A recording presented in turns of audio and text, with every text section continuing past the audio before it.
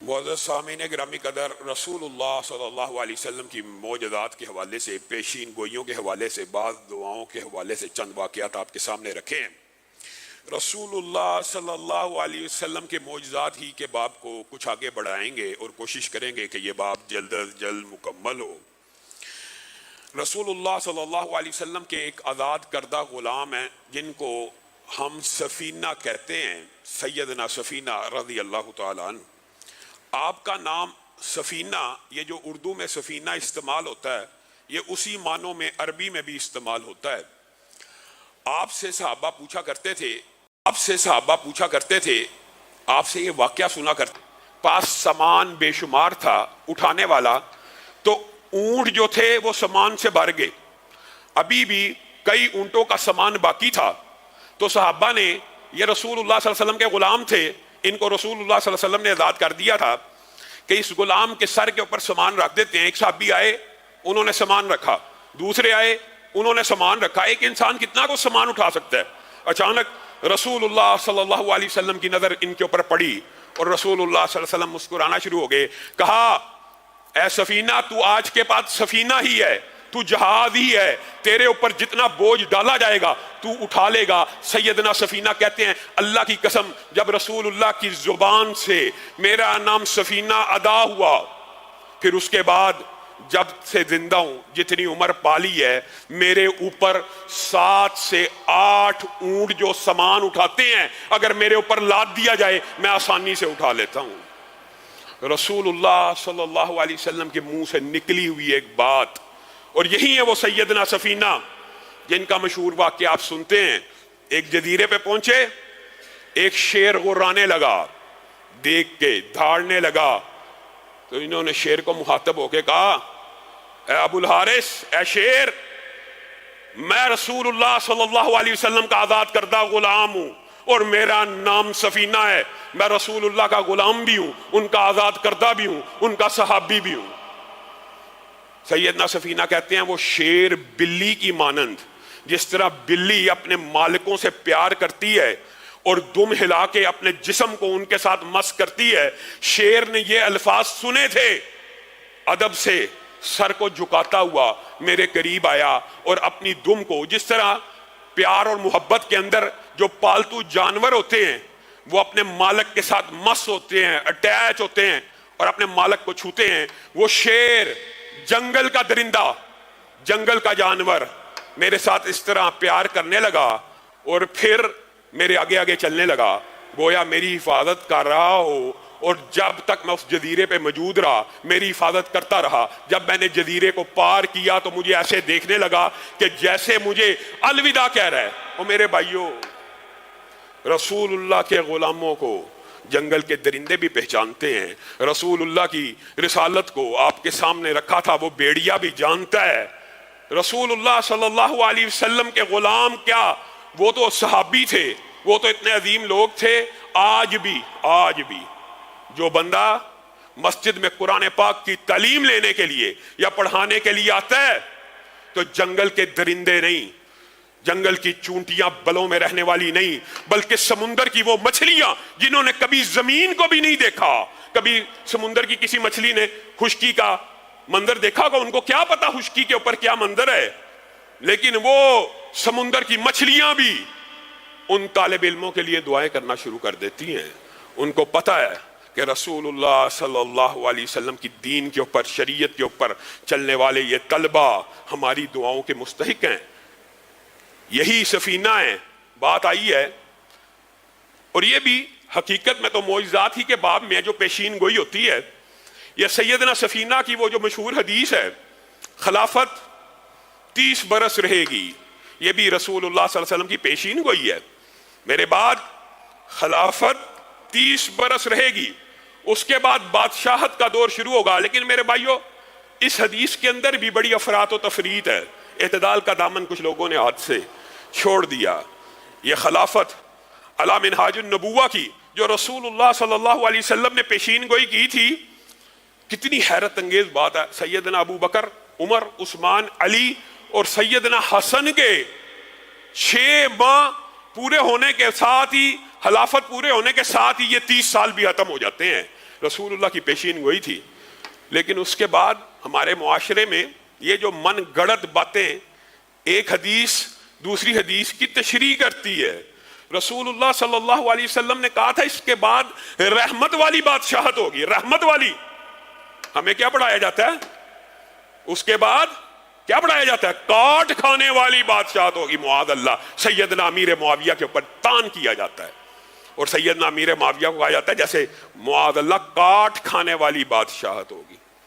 حالانکہ رسول اللہ صلی اللہ علیہ وسلم کی دیگر احادیث اگر ملائی جائیں صاف پتہ چلتا ہے 30 برس خلافت راشدہ، اس کے بعد بادشاہت رحمت کے ساتھ، اس کے بعد بادشاہت عام، اس کے بعد بادشاہت طاغوت کے ساتھ، اس کے بعد بادشاہت جبروت کے ساتھ، اور وہ ہیں کاٹ کھانے والی بادشاہتیں اور حکمرانیاں جن کے اندر آج ہم زندہ ہیں.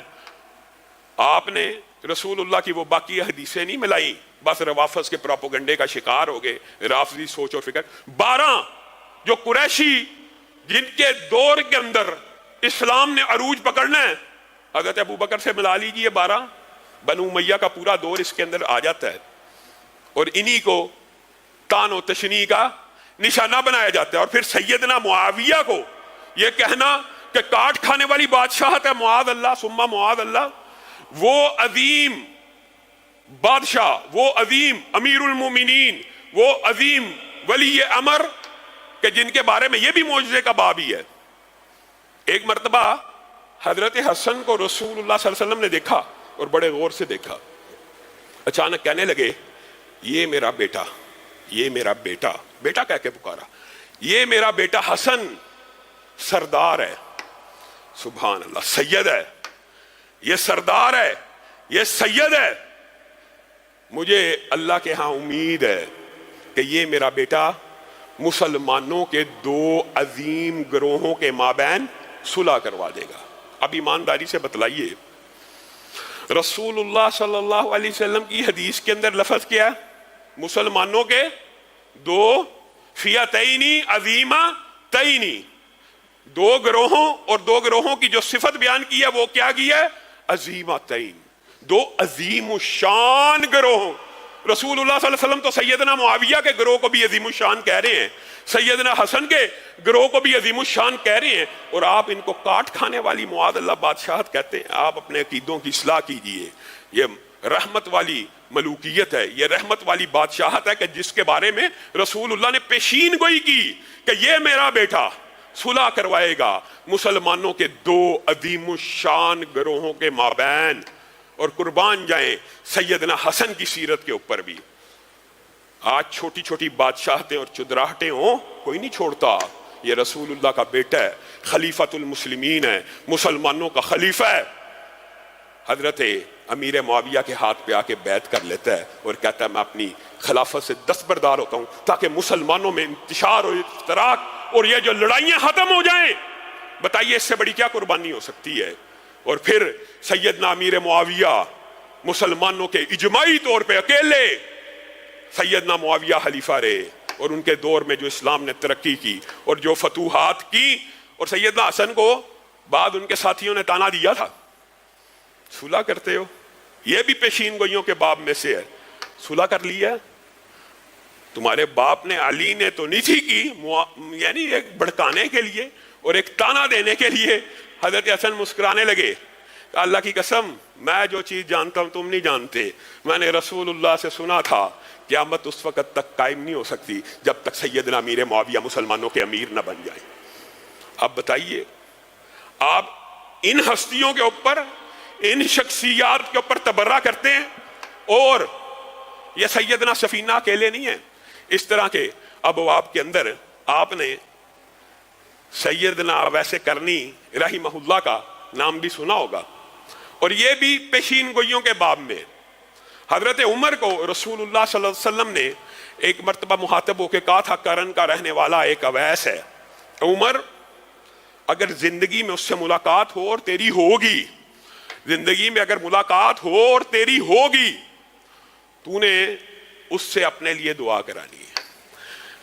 اس کی نشانی یہ ہوگی، عمر اس کی گردن کے اوپر ایک فل بیری کا چھوٹا سا نشان رہ گیا ہوگا، اس کو پہلے فل بیری کی بیماری ہوگی، لیکن وہ سکڑتے سکڑتے اس نے اپنی ماں کی ایسی خدمت کی ہے کہ وہ ایک نشان سا رہ گیا ہے، اور اس کی ماں کی خدمت کا اللہ تعالیٰ نے اس کو عجیب و غریب بدلہ دیا ہے کہ جب وہ ہاتھوں کو اٹھاتا ہے اللہ تعالیٰ اس کی دعا کو سن لیتا ہے، جب وہ ہاتھوں کو اٹھاتا ہے اللہ تعالیٰ اس کی دعا کو سن لیتا ہے۔ سیدنا عمر پوری زندگی یمن سے آنے والوں کا جب بھی قافلہ آتا تھا پوچھا کرتے تھے اویس، اس قافلے میں کوئی اویس نامی ہے؟ اور سیدنا عمر کو یقین تھا مجھے اس وقت تک موت نہیں آئے گی جب تک اویس کرنی کے ساتھ میری ملاقات نہیں ہو جائے گی۔ بات ضمنی طور پہ آئی ہے تو یہ بھی سمجھ لیجئے، بعض لوگوں نے یہ سمجھا، اور یہ بھی خام خیالی ہوتی ہے، جس طرح ہجر کے واقعات کے اندر صوفیوں نے عجیب و غریب معاشرے میں پراپوگنڈا پھیلا دیا اور کہہ دیا دیکھیں جی ہجر موسیٰ سے بھی آگے تھے۔ نہیں نہیں، جزوی طور پہ کسی کو اگر کوئی فضیلت ہو جائے لیکن عہد کے رسول اور پیغمبر سے اوپر امتی نہیں ہوتا، اسی طرح سارے تابعین بھی جمع ہو جائیں کسی ادنا درجے کے صحابی کی عظمت کا مقابلہ نہیں کر سکتے، لیکن جزوی کچھ فضائل اور مناقب ہوتے ہیں۔ اس کا مطلب یہ نہیں کہ عمر کی دعا نہیں سنی جاتی، یا عمر کی قدر و منزلت نہیں ہے، یا عمر کی فضیلت نہیں ہے۔ رسول اللہ کے بعد امتیوں میں سب سے افضل ابو بکر ہیں، اور ابو بکر کے بعد دھرتی کی پشت کے اوپر امت میں سب سے افضل عمر ہیں، سب سے افضل ہیں۔ لیکن آپ کو جو بات سمجھائی جا رہی وہ اب مجھے اور آپ کو سمجھانے کے لیے رسول اللہ صلی اللہ علیہ وسلم ان کی ایک صفت بیان کر رہے ہیں۔ تو حضرت عمر تلاش کیا کرتے تھے بالآخر ڈھونڈتے ڈھونڈتے ان تک پہنچ گئے اور ان سے دعا کے لیے کہا۔ وہ آگے سے کہنے لگے آپ خلیفۃ المسلمین ہیں، آپ علی حیدر کرار ہیں، آپ دونوں مجھ سے دعا کروانے کے لیے آئے ہیں؟ کہا ہاں، ہمارے نبی کا حکم ہے اس لیے تیرے پاس آئے ہیں، ہمارے لیے دعا کر۔ پھر سیدنا عمر نے ایک عجیب و غریب معاملہ ہے کہ اس بات کو لوگوں میں بیان کرنا شروع کر دیا، اویس سے دعا کروایا کرو، اویس سے دعا کروایا کرو، اویس سے دعا کرایا کرو، حتیٰ کہ اویس کرنی کی شہرت پھر پھیل گئی۔ سیدنا اویس کرنی اپنی شہرت کو چھپایا کرتے تھے، اور ان کے بارے میں یمن کے اندر لوگوں کو معلوم نہیں تھا کہ یہ اتنا بڑا ولی اللہ اور اتنا مستجاب الدعوات ہے۔ لیکن جب سیدنا عمر نے یہ واقعہ بیان کیا پھر ان کی شہرت پھیل گئی، حتیٰ کہ بعض مورخین نے یہاں پہ یہ بات بھی رقم کی ہے کہ سیدنا ویسے کرنی وہ تھے اس واقعے سے پہلے کہ لوگ ان کا مذاق اڑایا کرتے تھے۔ جس طرح آج کے دور میں معاشرے میں مذاق نہیں اڑایا جاتا، کوئی لڑکا شریف ہو وہ یار صوفی ہو گیا، کوئی بچہ شرم و حیا والا ہو، بجائے یہ کہ اس کو اپریشیٹ کیا جائے اور اس کو اس کی جو صفت ہے اس کے اندر اس کو ابھارا جائے، اس کو تانا دیا جاتا ہے او یار وہ تو صوفی بن گئی، وہ تو مولوی ہو گئی، وہ تو حاجی ہو گئی۔ وہ سیدنا ویسے کرنی کے ساتھ اس دور میں بعض لوگ یہ معاملہ کیا کرتے تھے یار یہ تے دنیا تو بالکل ہی الگ تھلگ بندہ ہے تے دنیا دے وچ کسی کم دا نہیں معاذ اللہ۔ تو سیدنا عمر کی اس دعا کے بعد اور سیدنا عمر کے اس واقعے کے بعد ان کی شہرت پھیل گئی، اور پھر لوگوں کو ان کے فضائل و مناقب کا صحیح طور کے اوپر اندازہ ہوا۔ اسی طرح معجزات کے باب کے اندر آپ نے سیدنا سلیمان فارسی کا وہ مشہور واقعہ سنا ہوا۔ سیدنا سلیمان فارسی کا قبول اسلام، یہ ایک لمبا چوڑا واقعہ آپ کے سامنے پہلے سیرت کے ابتدائی دروس میں رکھ چکا ہوں۔ انہوں نے پہلے دن آ کے کھجوریں پیش کی تھیں اور کہا تھا صدقے کی ہیں، تو رسول اللہ نے کہا تھا ہم صدقہ نہیں کھاتے۔ اگلے دن آ کے تحفے کے طور پہ پیش کی، اور وہ جانچنا چاہتے تھے کہ یہ رسول صلی اللہ علیہ وسلم نبی ہیں کہ نہیں، تو رسول اللہ صلی اللہ علیہ وسلم نے قبول کی۔ پھر انہوں نے جب اسلام کو قبول کیا، لمبا چوڑا واقعہ، مہر نبوت کو دیکھا، چوما، اس کے بعد انہوں نے اپنی ایک بات رسول اللہ کے سامنے رکھی تھی، اے اللہ کے رسول یہ یہودی نے مجھے اپنا غلام بنا لیا ہے اور اس نے میرے ساتھ مکاتبت کی ہے کہ میں اس کو پورا ایک باغ کھجوروں کا لگا کے دوں گا، اور میرے بھائیو یہ جو مکاتبت ہوتی تھی کھجوروں کا باغ لگا کے دوں گا اور جب تک وہ کھجور پھل نہیں دے گی یہ میرا غلام رہے گا۔ اس مکاتبت کے اندر یہ شرط اس لیے رکھی جاتی تھی، ایک آم کا پودا آپ لگائیں آج، اس کو پھل دیتے ہوئے 5 7 8 اب تو ہائیبریڈ بھی آگئے، چلو 4 سال تو لگ جاتے ہیں۔ کھجور کے پودے کو بہت لمبا عرصہ درکار ہوتا ہے، بیج ڈالنے سے، پودا لگانے سے لے کے پھل دینے تک۔ اس کا بھی خیال تھا 10 20 سال یہ میرا غلام رہے گا۔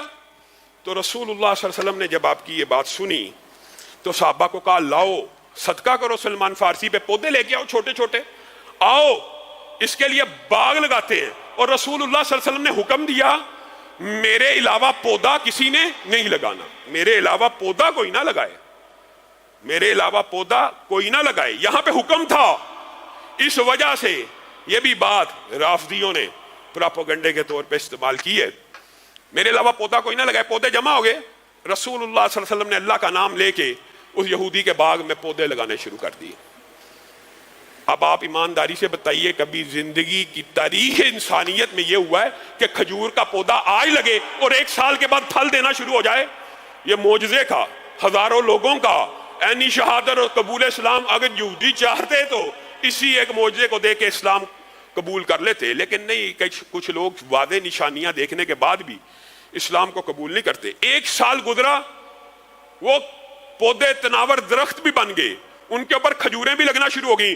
رسول اللہ صلی اللہ علیہ وسلم بڑا ہنسی خوشی سلمان فارسی کے ساتھ اس باغ میں چلے، ایک پودے کے اوپر کھجور نہیں لگی، ایک کے اوپر۔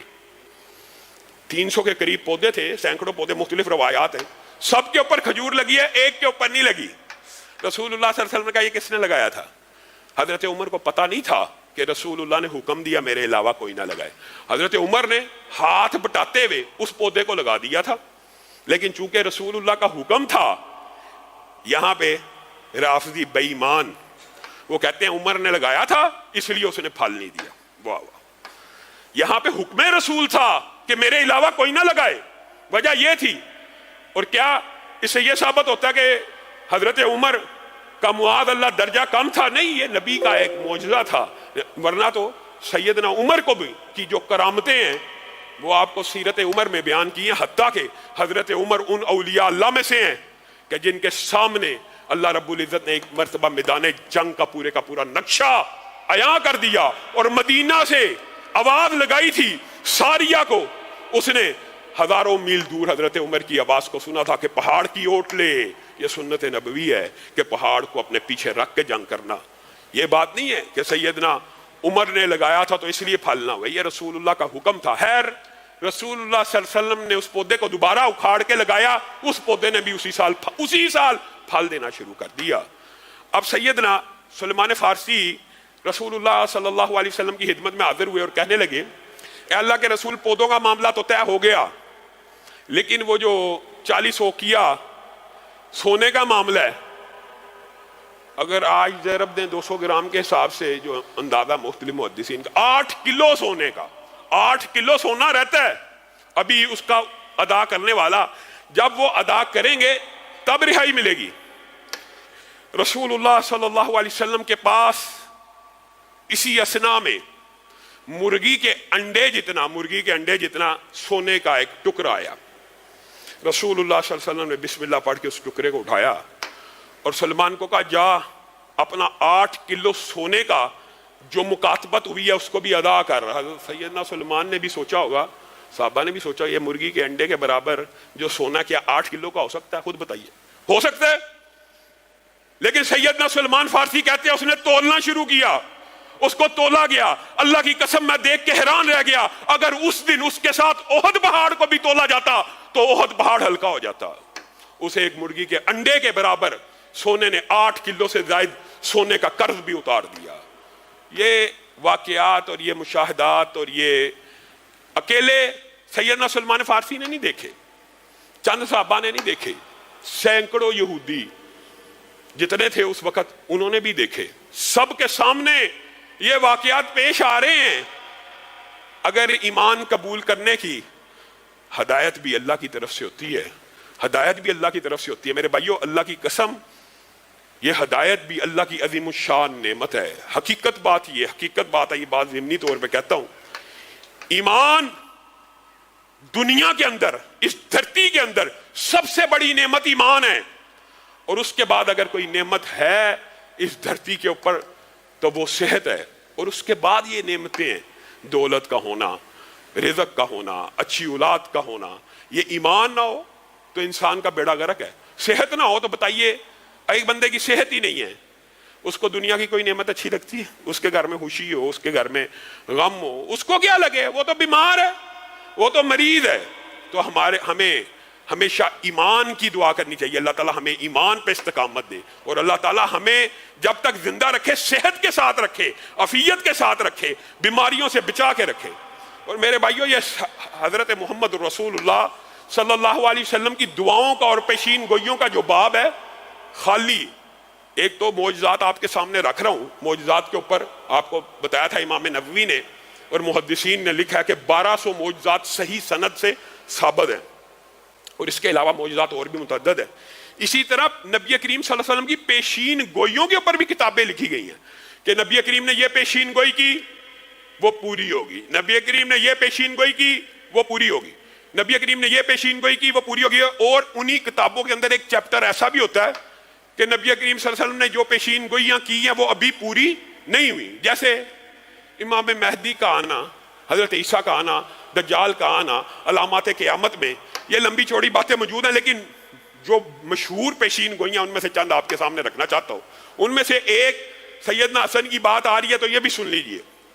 حضرت علی بیان کرتے میں عراق میں تھا اور حضرت علی عراق میں موجود تھے، اور وہ اپنے اصحاب کو یہ واقعہ بیان کر رہے ہیں کہ میں ایک مرتبہ رسول اللہ صلی اللہ علیہ وسلم کے پاس حاضر ہوا تھا، رسول اللہ صلی اللہ علیہ وسلم کے چہرے کے اوپر آنسو موجود تھے، اور رسول اللہ کسی بات کے اوپر غمزدہ تھے، اور نبی کریم صلی اللہ علیہ وسلم کا غمزدہ ہونا حضرت علی کی طبیعت پہ بڑا ناگوار گزرا۔ کہنے لگے اللہ کے رسول، آپ روتے ہیں، آپ کی آنکھوں میں آنسو ہیں۔ کہا علی ہاں، جبریل امین آئے تھے، انہوں نے مجھے بتلایا ہے کہ تیرا ایک بیٹا فرات کے کنارے پہ شہید کر دیا جائے گا، میرا ایک بیٹا فرات کے کنارے پہ شہید کر دیا جائے گا۔ اے علی، نہ صرف اطلاع دے کے گئے ہیں بلکہ اس کی کچھ مٹی بھی، اس دھرتی کی، اس زمین کی بے وفائی اور غداری کی تاریخ سمجھانے کے لیے۔ کیسے بدبخت لوگ تھے، سینکڑوں لاکھوں خط لکھے، لاکھوں خطوط لکھ کے سیدنا حسین کو بلایا، اور چند سو کے سامنے کھڑے نہ ہو سکے، اور بعد میں اپنے سروں پہ خاک ڈالنے لگے، ماتم کرنے لگے، پیٹنے لگے۔ آج ایسا اللہ تعالیٰ نے ان کے اوپر عذاب نازل کیا ہے، 1400 سال بیت گئے ہیں، پیٹتے ہی جا رہے ہیں، لیکن اس ظلم کا مداوع نہیں کر سکتے۔ کہا وہ مٹی بھی، اگر علی تو چاہتا ہے تو تجھے وہ مٹی دکھا دوں؟ سیدنا علی نے کہا ہاں، میں نے کہہ دیا، مجھے دکھا دیں۔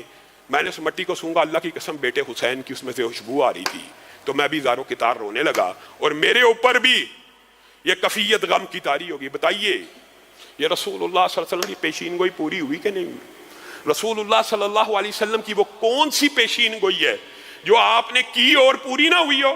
ہاں، وقت آئے گا جو نہیں پوری ہوئی۔